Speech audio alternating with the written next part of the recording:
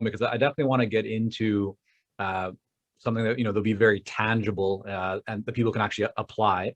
Yes. But before we do that, why do you think people don't more proactively seek stories or tell their stories? I mean, every single one of us has stories inside of us.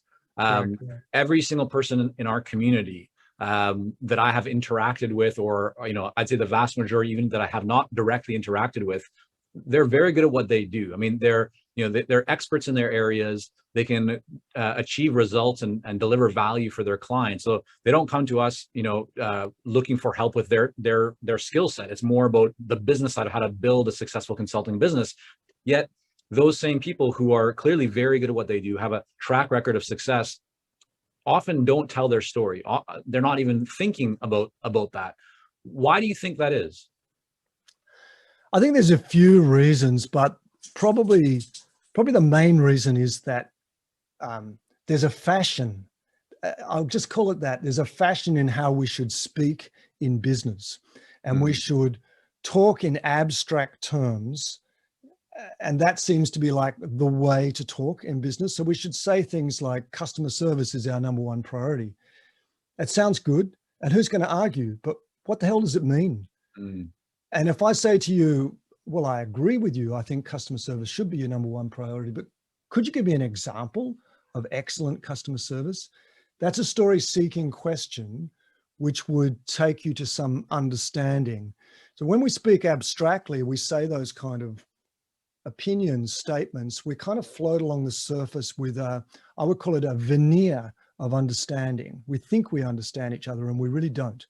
And when we get down to the level of sharing specific examples, which is all a story is something that actually happened. True stories are something that actually happened in a time and place with people that was meaningful and then for which we can get meaning. That's all they are. And when we consciously decide to share stories, we find ourselves much better understood. And when we consciously decide to seek out stories, we'll find that we actually understand our clients a hell of a lot better. And I have some interesting, when we teach storytelling with some really interesting examples of how salespeople and consultants can really understand what's going on by seeking out the client's story, which is really about asking a different kind of question. Behind me is a bunch of sales books, so people listening won't be able to see that, but the ones watching can. And the vast majority of sales training or consulting training, how to consult, they're about asking questions.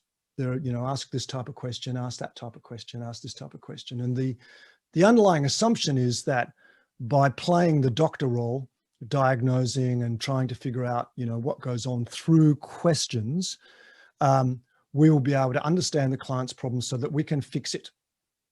And my view is that that's not a useful approach to really understanding what's going on. And if you ask the classic question types in sales training books, you will very often miss what's really going on. That's because we tend to focus on why, what, and how kind of questions, but story-seeking questions are when and where. When did you see that working well? Where were you when you noticed that that was a problem? Tell me what happened. We're trying to get down to the level of specific examples of what happened. Those questions are not taught in sales training books mostly, but they get you a true understanding of what's going on. And so